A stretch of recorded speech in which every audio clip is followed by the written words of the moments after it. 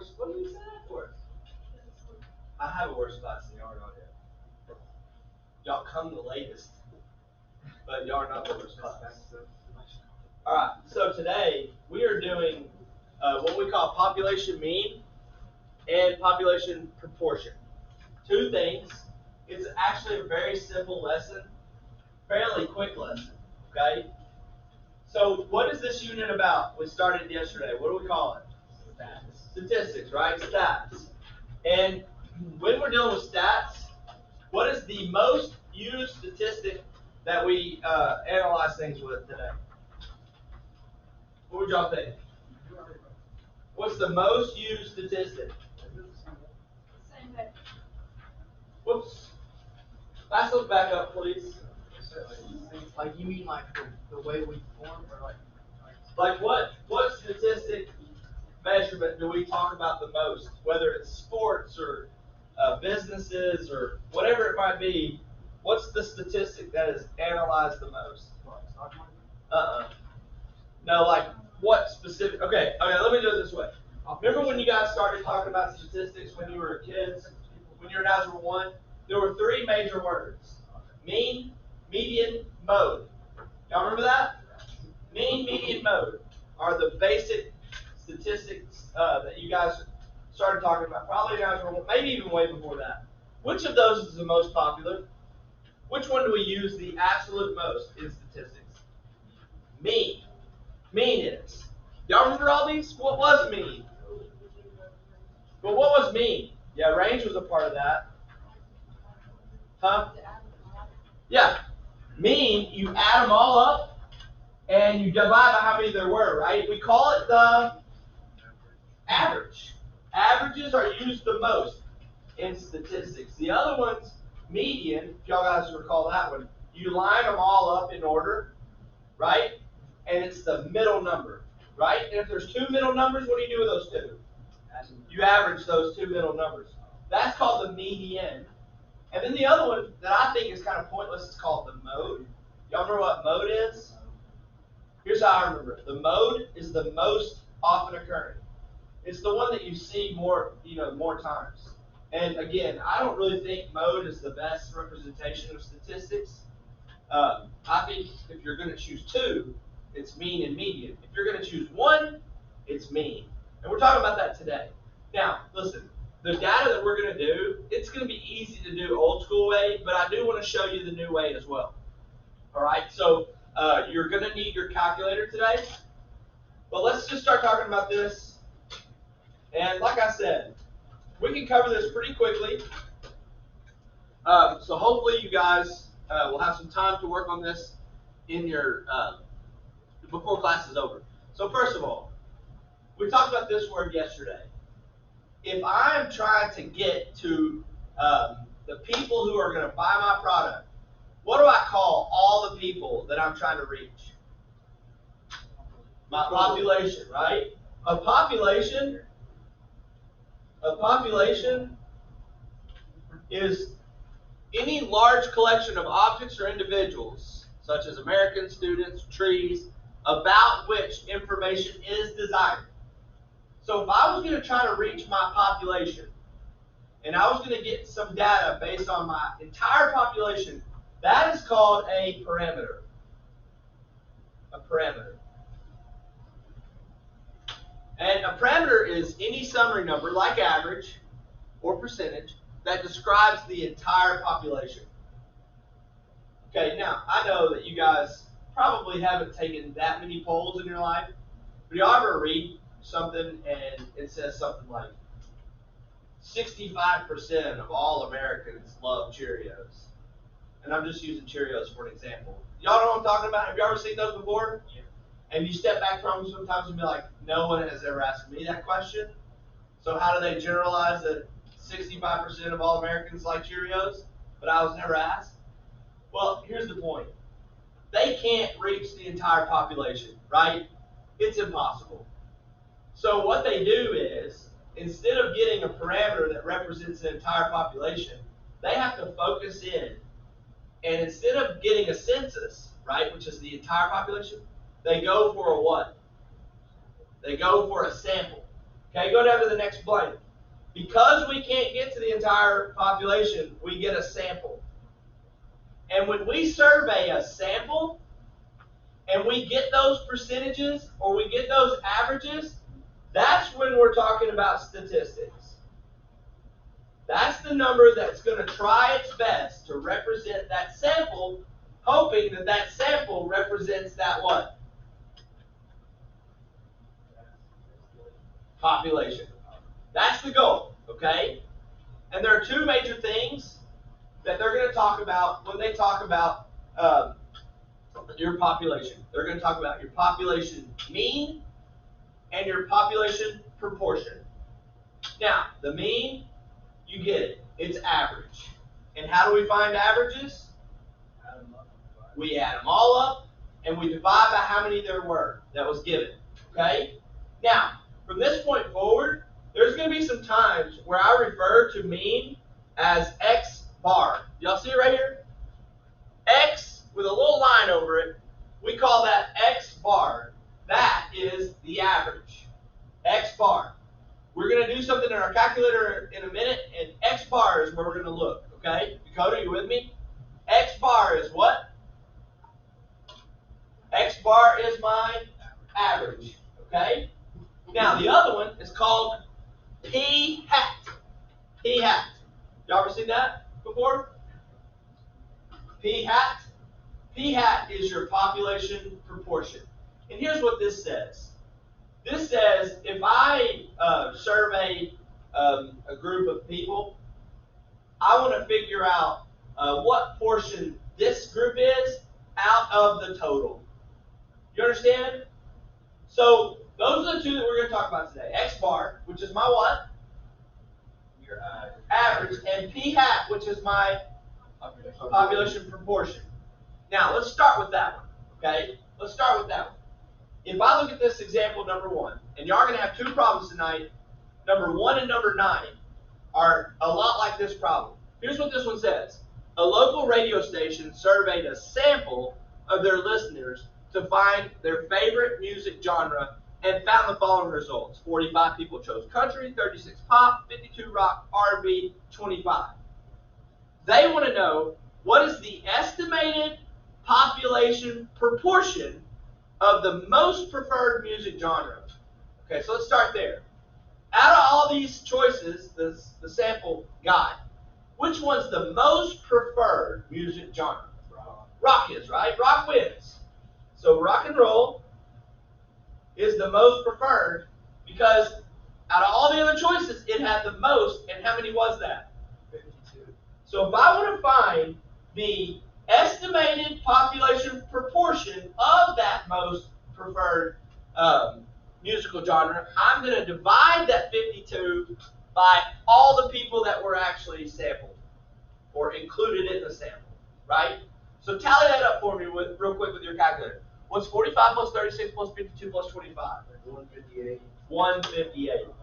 So out of 158, 52 people chose the most preferred genre of rock. So type it in your calculator, 52 divided by 158. 52, huh? 0.32, isn't it 9? Yeah, or you can round it, I guess. Okay, if we rounded it, what would we round that to? Maybe 0.33? So approximately how many people chose rock and roll? 1/3, actually, if you change it to a fraction, or 33%, right? There's two ways to do a percent. You can either multiply that by 100 or move your decimal 2 to the right. So about 33% chose rock. And that was the most preferred, right? We could do the same question if they said, what was the population proportion of the least preferred, right? Could we do that? Yep. Which one's my least preferred? R&B. So I would take how many people chose R&B, 25. and I would divide that by what? 158. So 25 divided by 158, then move your decimal 2 to the right. That would be your population proportion of those who chose the least preferred. You see what I'm saying? That's population proportion. You don't just add them up and divide by how many there were. You take the specific category that they say and you divide it by the entire group. That's population proportion. Can y'all do that? Yeah. Pretty simple, right? Okay, that's the harder one. Okay, the easier one is population mean. So let's go to the back where we're going to cover this. Population mean. Now, I want you guys to do this old school way. And then I just want to show you on the calculator how you can do this, because it's great to know how to do it the old way, but the calculator way gives us even more information that's really important to us, okay? So how would I find the population mean of these people who were surveyed and asked about how much time they spent doing homework? Add them all up, divide by 7. Right? Y'all know that. Now be careful, don't do this. Don't go to your calculator and go 5 plus 10 plus 7 plus 6 plus 11 plus 4 plus 2 divided by 7. Okay? You need to tally them all up first.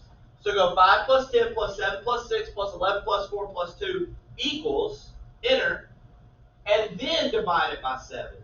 Okay? Your calculator will mess it up if you don't do those separately. Or you could do the fraction bar and add them all from the top and put 7 in the bottom. That'd be a good choice as well. So when you do this, what do you get? 6.428, you said? So let's say 6.43. So 6.43 is my estimated population mean. My average, right? A word that we're all familiar with. So not really a hard thing, right? So let me show you how to do this in your calculator as well. And y'all need to know this, okay? So please, everybody, get your calculator out and follow along with me. First thing I would love for you to do is I would love for you to clear your calculator off, please. Let's clear it off. And the reason it's good to clear it off is because somebody who had this before you may have entered some things wrong. So let's go 2nd plus 712. Okay, now listen to me. Is everybody hearing me? Where do I go if I want to graph something? Y equals, right? If I want to graph something, I go to Y equals.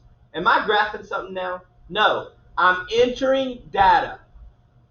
So listen to me. If I want to graph something, Y equals. If I want to enter data, stat, edit. Okay, if I want to graph something, Y equals. If I want to enter data, stat, edit. So y'all see stat right here in the middle of your calculator? Click that and choose to edit. Now, hopefully if you reset your calculator, you have clear list right here, right? Yep. Does anyone happen to have gotten their list 1 deleted and it's not there? Yeah. It is? You have no list 1? No, I mean, I have it all here. You do have list 1. Okay, here's the thing. If someone, yours is gone. If someone deletes a list, when you do 2nd plus 712, it won't put the list back in. You have to do a harder reset. You got to go 2nd plus 7 still, but then you go to all memory, and you reset all memory. Now it should be good. When you go to stat edit now, your list should be back in there. So, here's the deal. Some people, when they want to clear their data out of a list, they push delete, and you need to push clear. Don't push delete, okay? So here we go. Huh? What? For real? That's crazy. Yeah, you got to enter the data. So here we go. Let's enter the data. What are my numbers? 5, enter. 10, enter. 7, enter. 6, enter. 11, enter. 4, enter. 2, enter. Ready? So everybody got those in? Okay, here's what we do next. And this is very important for tomorrow as well. You're going to hit stat. You're going to scroll over, though, this time to calculate. We want to calculate a 1 variable statistics. We want to run a 1 variable statistics. Of course, it's pulling it from my list 1. So we calculate, and sure enough, what's my X bar? What's my average? Isn't that what we got when you typed it in yourself? Now, why is this important? Why didn't we just do this the old school way? Okay, here's why. See all the other stuff? There's one piece of information that's going to be essential for tomorrow, and it's an upside down Q. Y'all see it? It's right here. Upside down Q. Y'all see it? The 2.969229956. That right there is called your standard deviation. How many of you guys ever heard of that before? Okay, well today we're not talking about that, but we are talking about it tomorrow. So that's why you need to know, even though I know you can find the average going old school style, I know you can do that, but you need to know how to run these one variable statistics because tomorrow we got to have that standard deviation, okay? So we got to run that data. So our X bar is our mean, our upside down Q is our standard deviation, okay? So does everybody remember this? Are you all pretty familiar now? You remember how easy that is? Okay, so let's move along now, and let's answer a couple of last things. One, remember, where do we get statistics from?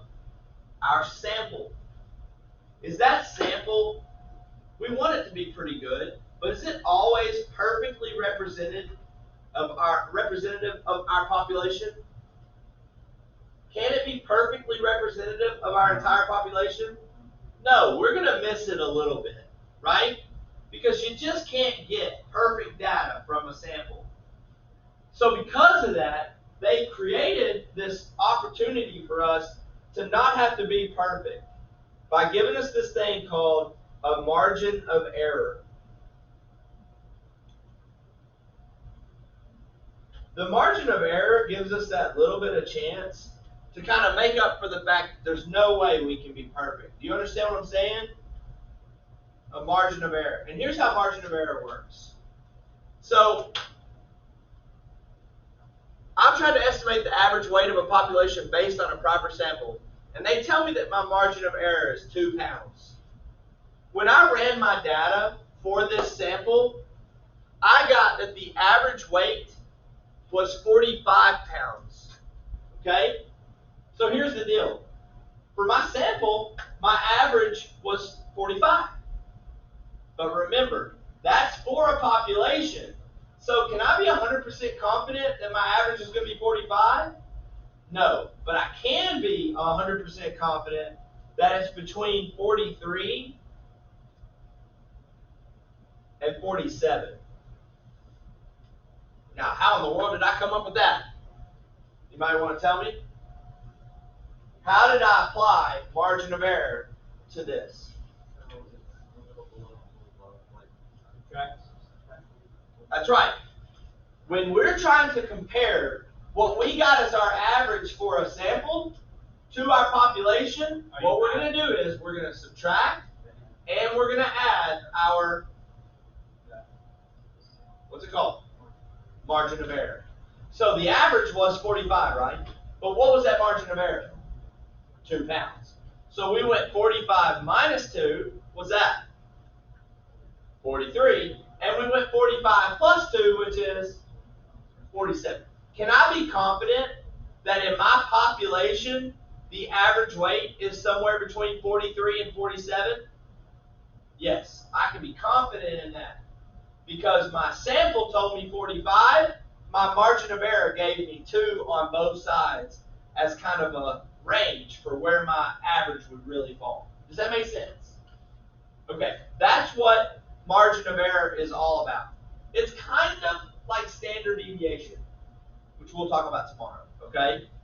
So, example 3, we're going to do both. We're going to find the mean, and then we're going to apply the margin of error, which they tell us is what? What do they tell us the margin of error is?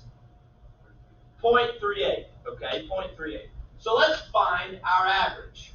Now, I'd love for you to do it my new way. Where would you go to do it my new way? Stat. Edit. Now, if you want to clear your data, there's 2 great options. You can just go second plus 712 and reset your calculator.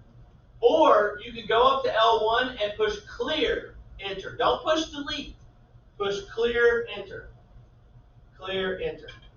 And then just start plugging these values in. You want me to read them so you don't have to look back and forth? Here we go. 97.73,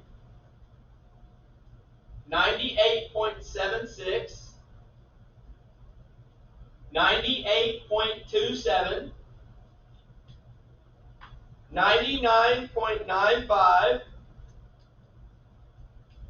98.47,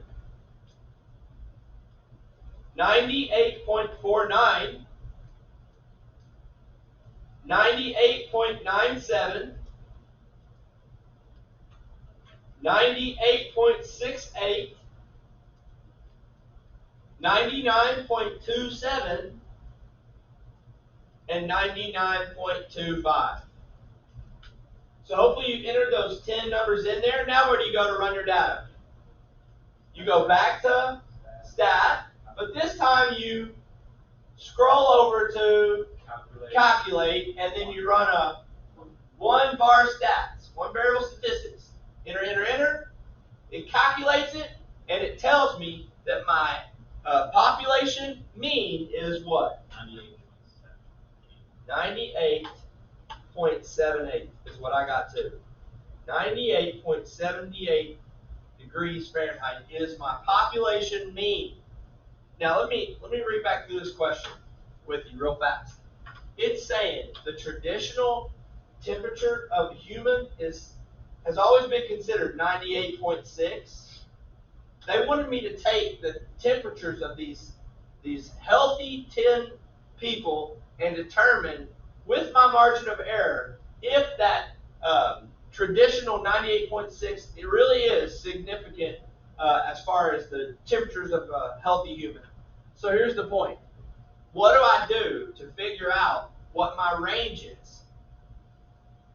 Given my mean that we just found and the margin of error that they gave us. What do?